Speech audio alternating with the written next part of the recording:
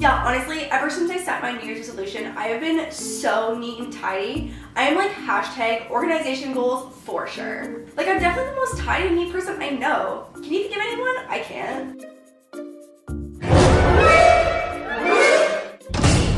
Totally.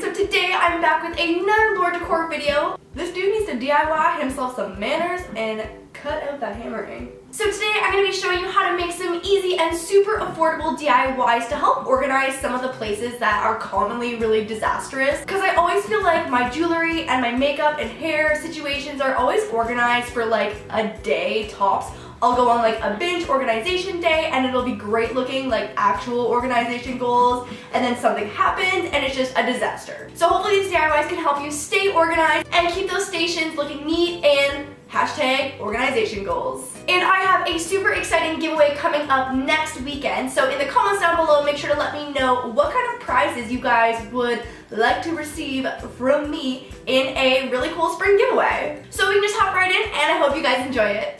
I'm going to start by staining the 4 pieces of wood that I got cut at a hardware store, and these are going to be the 4 sides of the tray, and I basically just handed the guy at the hardware store the base of it and said I needed 4 sides, and he cut them, and it cost a total of $3.50. And I like the look of dark wood, but the staining part is totally optional if you like the color that your wood already comes in. And stain needs a little bit longer to dry than regular paint, so let that hang out overnight or until it's not sticky and stain residue won't wipe off. Now with the base, which is another piece that I just asked him to cut, basically to the sides of my scrapbook paper, I'm going to cover the entire face of it with Mod Podge so we can cover it with something a little prettier. And has your Mod Podge lid ever Mod Podged to your jar of Mod Podge? Literally, like the story of my life. And I'm just going to lay the wood down on top of the scrapbook paper to adhere it and flip it over to get rid of any air bubbles before it completely dries. And then using an X-Acto knife, I'm going to trim the scrapbook paper down to the exact size of the board, and then using a glue gun, I'm going to start with the short sides first and apply a line of glue along the base piece, and then press the first side onto it and just apply pressure for a few seconds until the glue dries. Then go ahead and repeat that exact same process with the other short piece and follow that by putting on the long pieces, making sure to put glue along the edge of the base and also the sides of the short pieces that it's going to connect to, and do that on both sides and you're done. Total cost $5. And I was browsing the Urban Outfitters website, just checking out what kind of decor and organization stuff they were doing these days, and I found this super cute tray, but it was $35, and I realized it was totally DIYable for way cheaper, like way cheaper. And I also find that it just makes everything look way neater when it's on that little tray, even though it's still the same amount of stuff.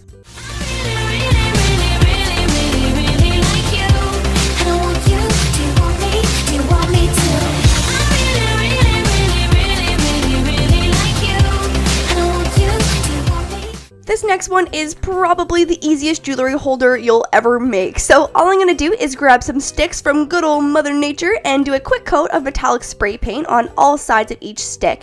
And if you can find one huge stick that has lots of branches coming off of it, I feel like that would be even better, but because of the lack of sticks in downtown Toronto in winter, I had to improvise a little bit. And once they've dried, go ahead and pop them into a jar or vase and start adding your jewelry. I'm just using this cute little milk jar that I got from Michael's, and I actually got inspired by this really cute jewelry holder that was from West Elm, but again, it was really overpriced and these sticks were like free. So total cost of this DIY ranges from $2 to $8 depending on if you already have spray paint.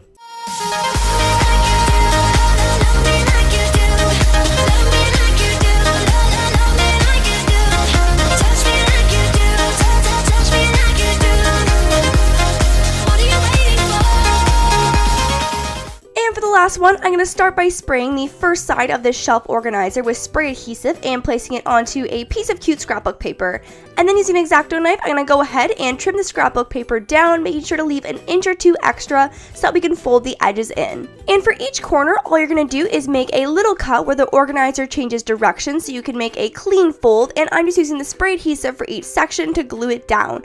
So go ahead and do that on each side, just folding the edges over so that they're super clean. And then to fully cover the sections that have folded edges like the front part, all I'm going to do is place it onto another piece of scrapbook paper and trim it to size using an X-Acto knife, and then following the same process of making little cuts so that the extra will just fold in. And I'm going to do the same thing on the back end of the shelf organizer, which is just from IKEA PS, and then to cover up that top section that's still showing, I just cut a last strip to place around all 3 sides, and same thing, making little cuts at the corners so that the extra will fold in. And you can either be done here once all 4 sides are covered, or if you have leftover scrapbook paper, you can cover the inside as well.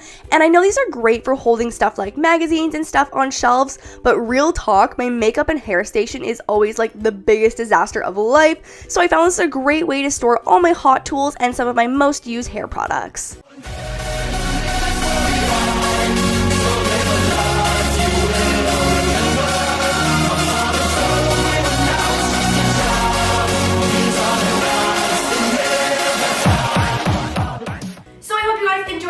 Make sure to give it a big thumbs up if you did, and if you do try any of the DIYs though, as always, make sure to send me a picky so I can like it and I can alert you. And all my social medias will be in the description box below, but you can use the hashtag #LauraDecor or the hashtag #LauraDIY so I can find it. And I feel like I get asked this like multiple times a day on Twitter, but I do have a public Snapchat, and it's LauraDIY. It's LauraDIY. Does that make sense? So you can follow me on Snapchat. What is Snapchat? Can Snapchat just be the new name for it? So anyways, I hope you guys enjoyed it. Make sure to leave me a comment down below letting me know what you would like to see in the giveaway next weekend. And I will see you guys next Sunday for another DIY. Love you guys!